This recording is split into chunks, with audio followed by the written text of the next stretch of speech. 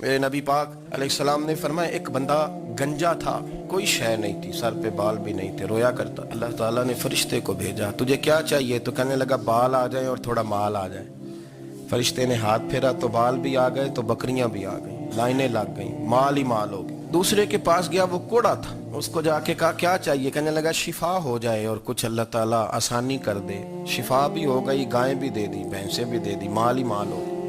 پھر ایک کے پاس گیا، وہ اندھا تھا، تجھے کیا چاہیے؟ اس نے کہا آنکھیں مل جائیں اور کچھ ساتھ اللہ مال دے دے۔ اونٹ ہی اونٹ ہو گئے۔ جب بڑا نواز دیا تو پھر مالک نے امتحان لینے کا ارادہ کیا، یاری تیری سونا ہے پر آزمائشاں بھی تیریاں آگ، آزمائشاں تیریاں، صحیح کہہ رہا ہوں، آزمائشاں تیریاں، یاری تیری سونا ہے پر آزمائشاں تیریاں، اے سونا پرکھیا جامدائی پہلو نال لگاں دے لگ۔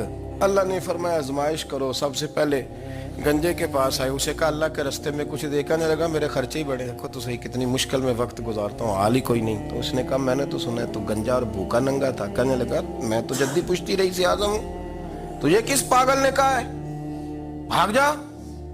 اس نے کہا اچھا جیسے تو تھا ویسے ہی ہو جائے۔ کھیت کھلیان اجڑ گئے، پھر سے گنجا ہو گیا۔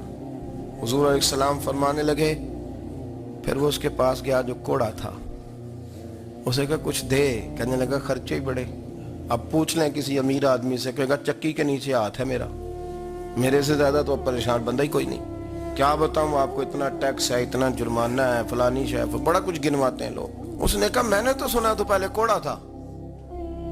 اس نے کہا اچھا دوڑ جا، میں تو رئیس اعظم ہوں، دادا بھی پردادا بھی اور ساری نسل ہی۔ اس نے کہا اچھا جیسے تو تھا ویسے ہی ہو جائے۔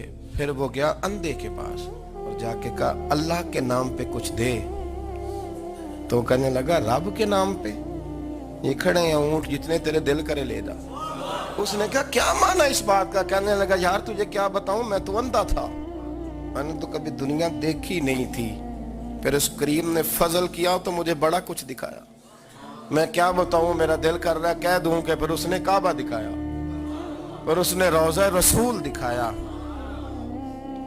پھر اس نے ریاض الجنہ کے سجدے دکھائے، پھر اس نے اپنے محبوب کے دروازے کی رونقیں دکھائیں، اس نے بڑا کچھ دیا، اس نے بڑا نوازا۔ میرے پاس تو شاید میں بدکار پرانا خادم، کسے در ملی نہ ٹوئی، یہ تے واصف یار نے نظر جو کی تھی، پھر واصف ہی ہوئی، یہ تو اس کا کرم ہوا۔ تو یہ وہ کہنے لگا تو اللہ کے نام پہ جان مانگ، میں وہ بھی دینے کو تیار، میرے پاس تو شے ہی کوئی نہیں تھی، مجھے تو اپنا پتہ ہے، میں تو کوئی شے نہیں تھا، کچھ نہیں تھا میرے پاس، یہ تو ان کا کرم ہے کہ روخ ان کا ادھر ہے۔